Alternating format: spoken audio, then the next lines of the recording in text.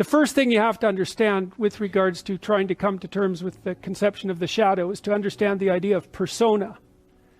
And persona is the you that you present when you want people to accept and like you. Often like. Let's say that you go to a party and you're trying to impress the people that are there and you're trying to get them to like you.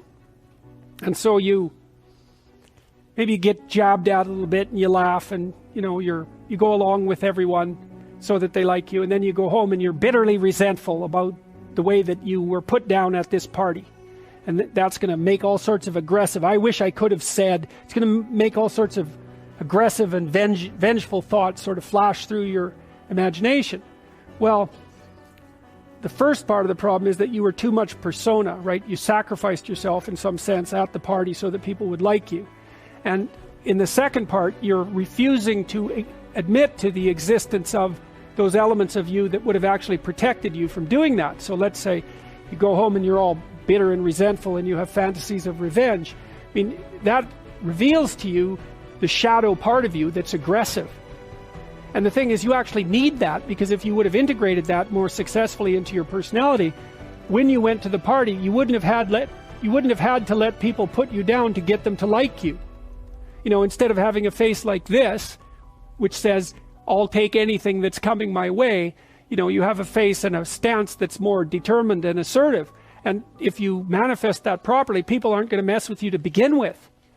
But you may have already adopted a morality that says, well, I have to be likable and I shouldn't do anything that causes any conflict and I shouldn't ever, hurt anybody's feelings. And so you're just to present yourself as a punching bag, and you think that makes you a good person, but it doesn't. And there's no integration of the shadow in that situation.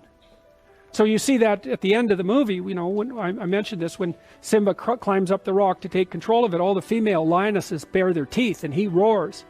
It's like that aggressiveness is integrated into him. And so resentment is a really good emotion for making contact with the shadow side, because if you're resentful about something, it basically reveals two things. It either means that you're immature and you should stop whining and get on with things. Someone's asked, this often happens with adolescents who are asked, say, by their mother to clean up their room. They get all resentful about it. It's like, shut up and clean up your room. It's not that much to ask. Or, so that can be a gateway into the observation of your own immaturity. Or, it's possible that you're resentful because people really have been poking at you too much and taking cheap shots at you and oppressing you. But what that means is that you've got some things to say that you haven't been willing to say or don't know how to say, right? You can't stand up for yourself properly. And in order to do that, you have to grow some teeth and be willing to use them. And again, that's something that might violate your morality, because you might say, well, I shouldn't be able to bite people. And the thing is, yes, you should be able to bite people hard. And if you're able to bite them, then generally you don't have to. But they need to know that you can, because otherwise, especially people who are badly socialized, they'll just keep encroaching on you and encroaching on you and encroaching on you and encroaching on you until you put up a wall.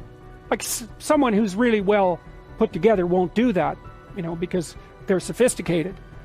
But if you run into people who only have boundaries because other people impose them on them and you won't do it, you're going to be the bullied one in the office, for example.